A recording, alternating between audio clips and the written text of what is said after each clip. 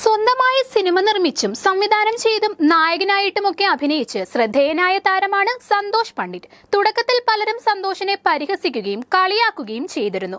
എന്നാൽ സ്വയം സിനിമകളെടുത്ത് അതിൽ വിജയം കണ്ടെത്താൻ താരത്തിന് സാധിച്ചു എന്നതാണ് ശ്രദ്ധേയം.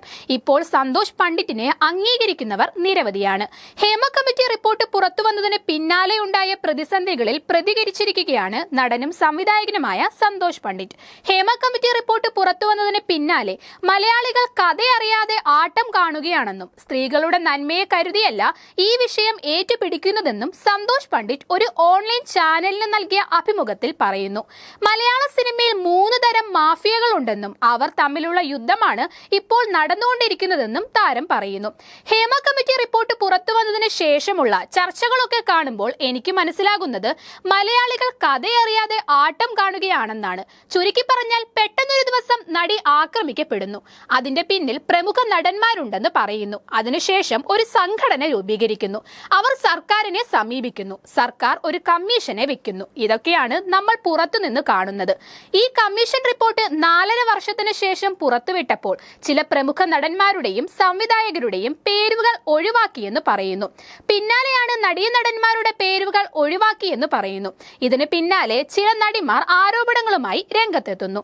അയാളൊക്കെ അങ്ങനെ ചെയ്തിട്ടുണ്ടാവുമെന്നാണ് പൊതുവിൽ ജനങ്ങൾ മനസ്സിലാക്കുന്നത്. എന്നാൽ ഞാൻ പറയുന്നു, നിങ്ങൾ കഥയറിയാതെ ആട്ടം കാണുകയാണെന്ന്.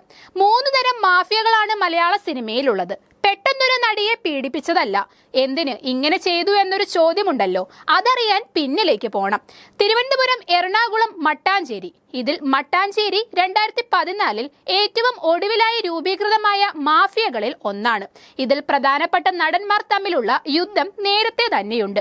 ഈ മാഫിയകൾ തമ്മിലുള്ള യുദ്ധമാണ് ഇപ്പോൾ നടന്നുകൊണ്ടിരിക്കുന്നത്. മലയാള സിനിമയിലെ 2 പ്രധാന സിനിമാ സംഘടനകളെ കൈക്കലാക്കാൻ 3 മാഫിയകൾ ശ്രമം നടത്തുന്നുണ്ട്. അവർ ഇങ്ങനെ അവസരം കാത്തു നിൽക്കുകയാണ്. അപ്പോഴാണ് ഈ സംഭവം ഉണ്ടാകുന്നത്.